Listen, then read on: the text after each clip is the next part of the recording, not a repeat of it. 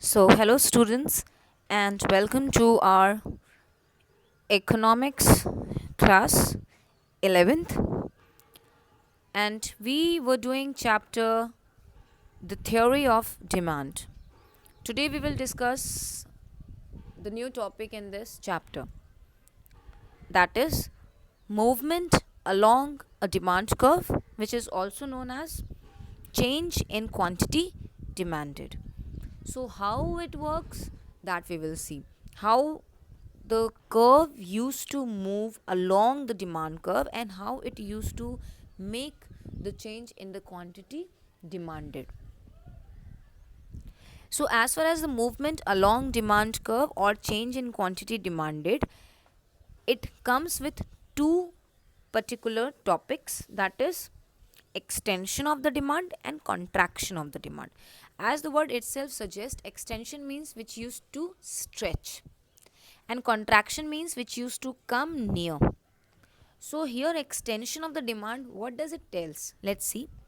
Fall in own price of the commodity, rise in quantity demanded. Fall in own price is what? Means the original price of the product. Leaving other factors, we are talking about the original price of the product, right?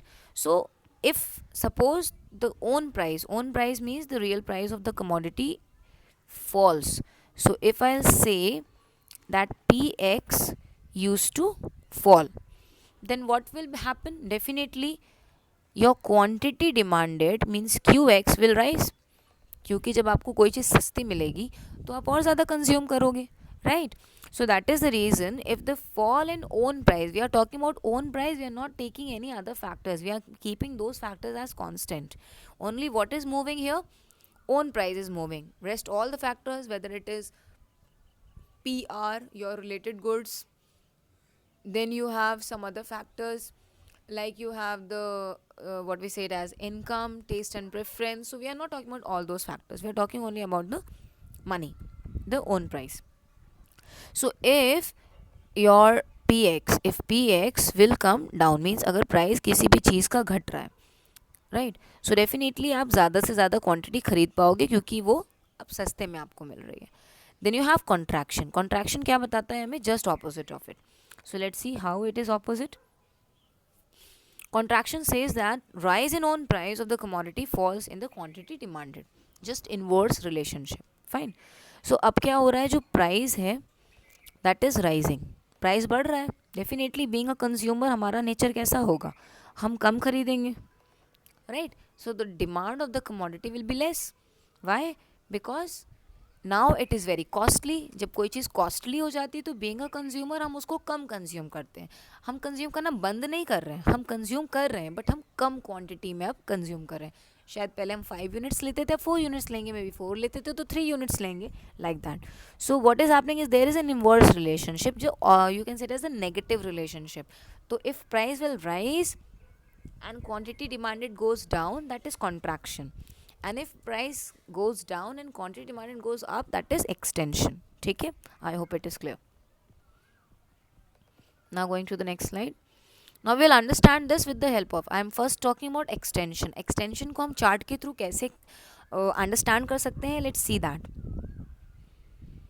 Now extension we said कि price क्या होगा? पहले से कम होगा और quantity demanded जो थी वो पहले से ज़्यादा होगी. सो let's see the first base price. So base price was ₹5. अब वो क्या हो गई है? वो कम हो गई है ना? कम हुई है. So how much it is now? ₹1. तो जब बेस प्राइस 5 था तो हम कितनी कमोडिटी परचेज करते थे? Just only 1. लेकिन जैसे ही प्राइस कम हुआ, it falls, then what happen is quantity demanded is getting more. क्या हो गया यहाँ पे? अब राइज हो गया, right? There is a rise in the quantity demanded. अब इसको हम ग्राफ के थ्रू एक्सप्लेन कर लेते हैं. Now see this very carefully. Just imagine this is your 1. I will just change the colour. Okay, so this is your 1 and this is 5. Fine. So जब ₹1 का वो प्रोडक्ट मिल रहा था, या फिर ये जो है 1 और 5 को डिनोट कर रहा है, इट मीन्स कि जब उसकी प्राइस ₹5 थी और जब अब प्राइस ₹1 हो गई है. और यहाँ पे भी हम ऐसे ही डिनोट करेंगे, ये 1 है और ये क्या है? ये 5 है. ठीक है, अच्छा now understand it. So when the price was 5, पहले प्राइस 5 ही था ना, तो जब प्राइस 5 था, so at that time we are purchasing only how much commodity, only 1 unit of the commodity. तो कितनी डिमांड है, बस इतनी सी डिमांड है. This is the only thing, right. फिर क्या हुआ, जिससे प्राइस कम हुआ, प्राइस क्या आ गया, भी नीचे आया, यहाँ पर 1 रुपीज़ हो गया. So then what happen is, अब डिमांड यहाँ से यहाँ हो गई, इट मीन्स इतने का राइज हो गया, right. So that is a stretch, extension. Extension क्या हो, इतना बढ़ा, the demand has risen up. So this shows that this is A point and this is B point. So the curve is downward sloping from left to right. How it is? Demand curve, this is demand curve, this is your demand curve. So demand curve is downward sloping from A to B. A to B क्यों जा रहा है, क्योंकि price कम हो गई तो quantity बढ़ गई है. सो डेफिनेटली ये A to B है, दैट इज एक्सटेंशन. अब नेक्स्ट देख लेते हैं, जब इसका ऑपोजिट होगा तो क्या होगा. So this is contraction. Now contraction में we have already seen that कि when the price rises, commodity demanded और quantity demanded used to be less, है ना. So let's see it. So when the price was rupees 1 only, so at that time what was there, unit purchased was 5, but when the price rise 1 to 5, अब 5 rupees हो गया, तो quantity demanded कितनी हो गई, just 1.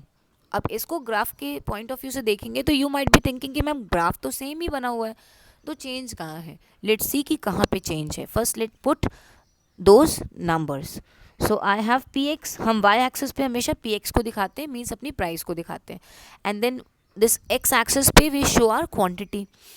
So this is your 5 and this is your 1. Okay, here also this is your 1 and this is your 5. अब now let's study, is it going in the same way or not. So if you will see, जब price 1 rupees था तो quantity कितनी purchase करें, पहला price तो 1 है ना, तो हम यहाँ से अब स्टार्ट करेंगे. कहाँ से स्टार्ट करें, यहाँ से. पहले कैसे हो रहा था, प्रीवियस वाले ग्राफ में इफ़ यू विल सी, तो क्या हुआ था, यहाँ से स्टार्ट हो रहा था, right. We started from here और फिर हम गए थे यहाँ पर, ठीक है. तो इसीलिए डाउनवर्ड स्लोपिंग था. अब क्या कर रहे हैं हम, यहाँ से स्टार्ट करेंगे और ऊपर जाएंगे, ठीक. सो लेट्स सी. सो हियर जब ₹1 था तो क्वांटिटी डिमांडेड कितनी थी, बहुत ज़्यादा थी, इतनी 5 यूनिट्स हम परचेज करते थे. लेकिन जैसे ही प्राइस बढ़ गया, अब ये कहाँ गया, ऊपर गया. अब ये एरो कैसे जा रहा है, ऊपर ही जा रहा है ना, राइट. तो जब प्राइस 5 रुपीज़ हो गई तो क्वांटिटी डिमांडेड अब इधर आ रही है, उधर नहीं जा रही है, ऑपोजिट घूम रही है. सो अब हमारी क्वांटिटी कितनी होगी, बस इतनी सी परचेज करने लगे हम. So definitely as it goes up, now you can see it is going upward. So when it moves upward, that is contraction, and when it moves downward, that is extension. So I hope it is clear. Now let's move on to the another topic. So हमने अब ये तो देख लिया कि when we are talking about the movement along the demand curve, that is extension and contraction. But when we talk about shift in demand curve and change in the demand, not quantity demanded we are talking about the change in demand and shift in demand curve, right. So then what two topics we will study, let's see. So the first we'll get is increase in the demand and decrease in demand. Ab how it takes place, let's see. First we'll talk about increase in demand. So when the own price is constant, अब जब when we were talking about extension and contraction, तो we said that कि what is moving, just only price is moving and rest all the factors were constant. But when we will talk about shift in demand, तब हम क्या बोलेंगे कि अब क्या है, प्राइस कांस्टेंट है बट बाकी के जितने भी फैक्टर्स हैं, चाहे वो रिलेटेड गुड्स हो, टेस्ट एंड प्रेफरेंस हो, इनकम हो, कुछ भी हो, अब ये क्या हो रहा है, ये सब कुछ मूव कर रहे हैं बट प्राइस सेम ही है, प्राइस में कोई चेंज नहीं. अगर वो पहले 10 का मिल रहा था तो आज भी 10 का ही मिल रहा है, ठीक है. सो नाउ यू सी कि when own price is constant and changes in other factors result in the increase in quantity demanded. अब क्या हो रहा है कि बाकी के फैक्टर्स जो चेंज हो रहे हैं उनकी वजह से हमारी जो क्वांटिटी डिमांडेड है वो क्या हो रही है, वो बदल रही है. अब जो क्वांटिटी में डिमांड हो रही है वो on the basis of not the price, that is on the basis of the other factors, right. And if the price और the demand is going to be decreased, तो वो प्राइस के basis पे नहीं होगा, क्योंकि प्राइस क्या है, that is constant. What is moving here is other factors, बाकी के फैक्टर्स क्या कर रहे हैं, मूव कर रहे हैं दोनों ही केसेस में।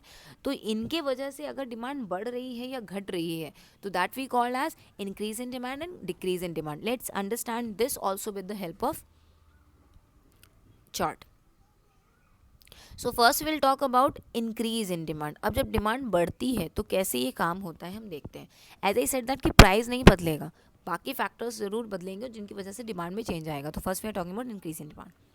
तो प्राइस क्या है, पहले भी 10 रुपये था और अभी भी 10 ही रुपये है। लेकिन जब पहले 10 रुपये था तो हम उसकी क्वांटिटी कितनी खरीदे थे, 20, but now I am purchasing only 30, sorry now I am purchasing 30।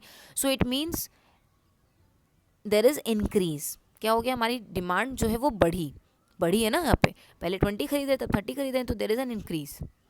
Now let's present it in the graph. So you can see the price line is fixed, this is P x. Price line is fixed, straight जा रही है। क्यों, क्योंकि इसमें कोई change ही नहीं है। Change कहाँ आ रहा है, definitely the change is in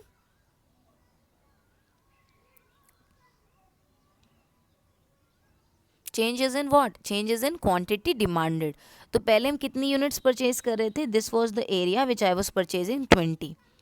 then my this demand curve shift rightward, where it is shifting rightward तब मूव करेगा जब आपकी डिमांड बढ़ेगी, और लेफ्टवर्ड तब शिफ्ट करेगा जब आपकी डिमांड कम हो जाएगी, right. So it is moving rightward from A to B as the demand increased, right. I hope it is clear. Now let's move on to the next.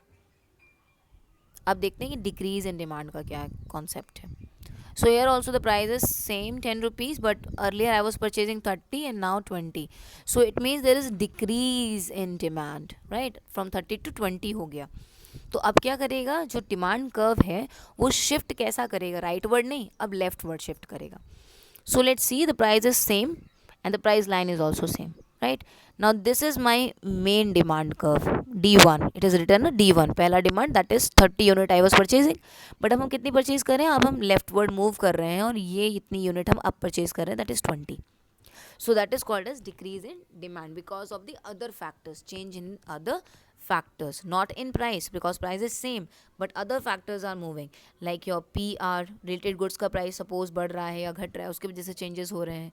Test and preference की वजह से भी हो सकता है, मे बी आपकी income पहले से कम हो गई होगी ना, तभी आपने अब कम खरीदा, पहले ज़्यादा थी तो आप ज़्यादा खरीद रहे थे। So like this, these are the factors which present the change. So I hope it is clear. Now thank you so much for watching the video.